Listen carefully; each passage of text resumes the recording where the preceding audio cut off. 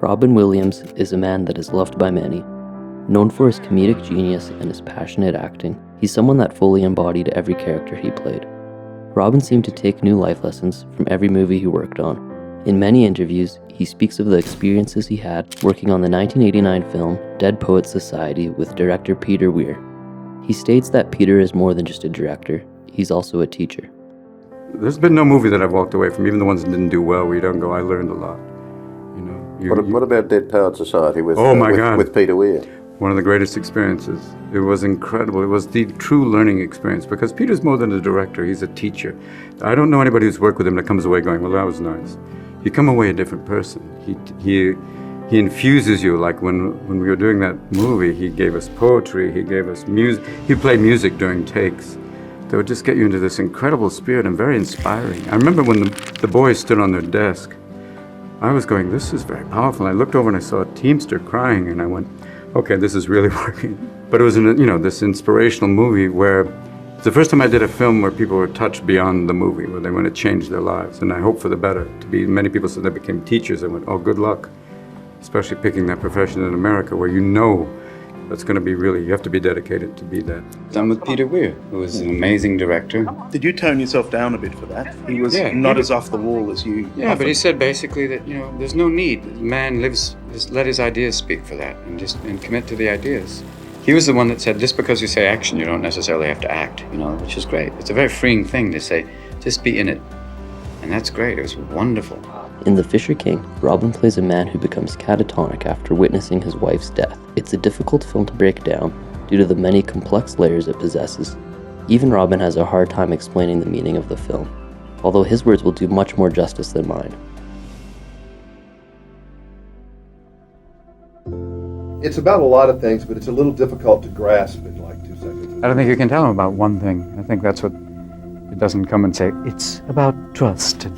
It's about compassion, it's about pain, and then you start getting this list of, if in anything, the core of it is about compassion. And in that sense, it uses that Christian myth of the Fisher King, which is about the nature of compassion and what is it. And it is not out looking all over the place when it is right there in front of you, and dealing with the simplest pains. To see someone, it's like the last line of the thing, I didn't see a king, I only saw a man who was thirsty. It's that simple, and it has to be a fool who does it. And it almost sounds Buddhist in the way it is. It's like something that's so simple but yet so lost in most people. The story of the Fisher King. It isn't. People say, "Is this movie about homelessness?" No, it's about damaged people. Who he has in essence a home. He lives in a basement of a building, but it's about dealing with people more than just on the level of if I give enough money, they'll go away. That doesn't deal. Trying to get their life together. It's about 4 people trying to get their lives together, and through connection with other people.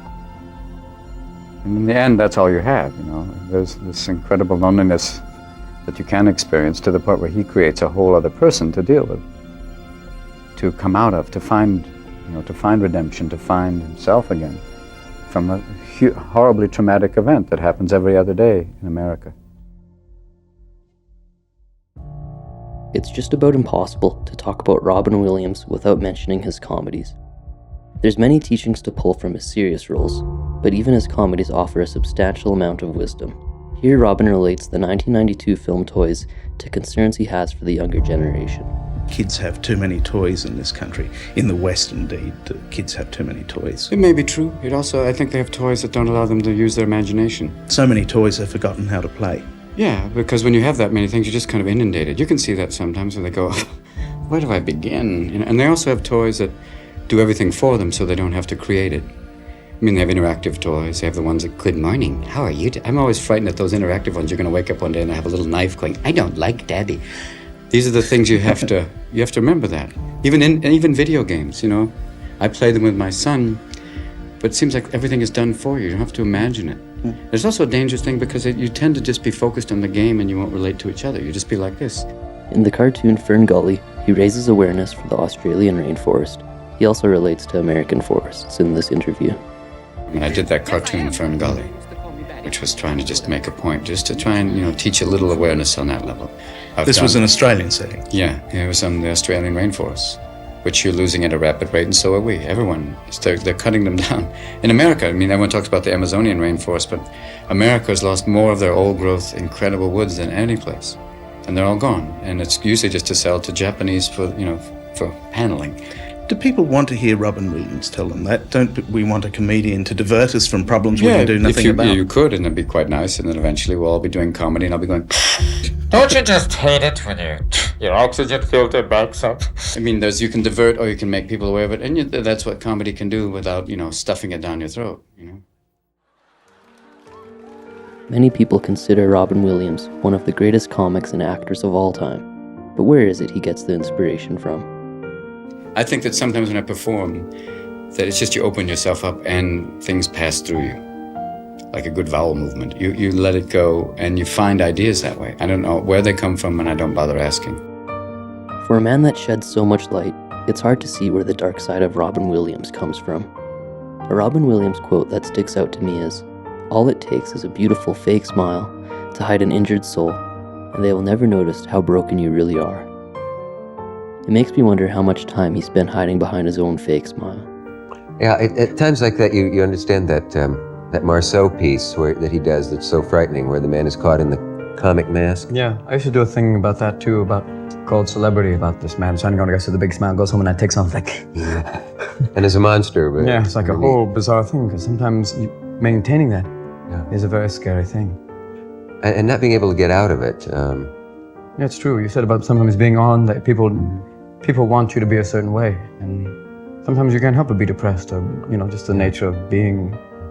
How do you work through that? All performers do experience kind of depression, and I once saw a show of Steve Martin's that I thought was quite good, and he said I wasn't really feeling funny that night, but I worked my way through it. We have autopilot. I mean, there's something in your way. There'll be certain things that you can do that will work, but for me, I love to take the chances and improvise. That's when that's the greatest high in the world, when you're trying new stuff.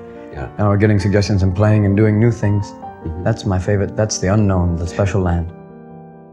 Robin was quite open about his problems with substance abuse over the years. But how did his addictions begin? And where does someone find the courage to step away from these habits?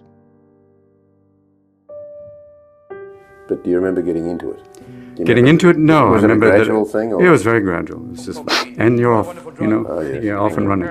Of course, there are people who would say, why did you ever need cocaine? Yeah, it's a bit redundant. You're as fast without it as the heaviest cocaine addict would be. Yeah, it's that weird thing. But I think I did it because it would actually allow me not to talk. It was like, reverse medication. Why they give Ritalin to hyperactive children is that idea of kind of, oh, okay, I don't have to talk to people. It just kind of shuts you down, which is, How hard was it to break the grip the second time around? Not hard once you go to rehab. I mean, rehab really? is, that's the beginning of kind of, the idea is you got to surrender. You got to just say, I can't do it. Because, I went to rehab with a lot of doctors and psychiatrists. And the more intelligent you think you are, the harder it is to let go. You think, I've got a solution. I'll just drink a little bit. And then you have to go, nope, you lose. You can't do it. You need help. And at that point, that's the beginning. The best known Robin Williams quote, I think, is that cocaine is God's way of showing you that you're earning too much money. Yeah, because I knew people that just literally, snorted their income. The Columbian College Fund. The truth is, a lot of times, you don't have to pay for it if you're famous, because people want to give it to you, because they somehow gives them control over you. Because once you're really into it, you'll do anything. You'll talk to people that you normally wouldn't talk to in daylight, but you'll hang out with them till 4 o'clock in the morning. And that's what's ludicrous. Why did you do it so much? I don't know, because people said, do you have a drug problem? I say, no, everybody has it. Everyone offers it to you at a certain point. It's just developing that skill, which is what they try and teach children, to say, no, there's no need. Why? If you don't enjoy it, why do you keep doing it? Because it's everywhere. And part of me figured out later that it was just this desire. It was a great way to kind of avoid contact with people. As much as it was like partially meeting them, but it was also you pulling back. It's so nice now to have conversations with people. How did you get off it? Just realized this is ridiculous. I was about to have a child, and I didn't want to be going, hey, it's at 4 o'clock in the morning, want to play with Dad? I wanted to be able to not miss that. With drinking, you're jumping over the edge.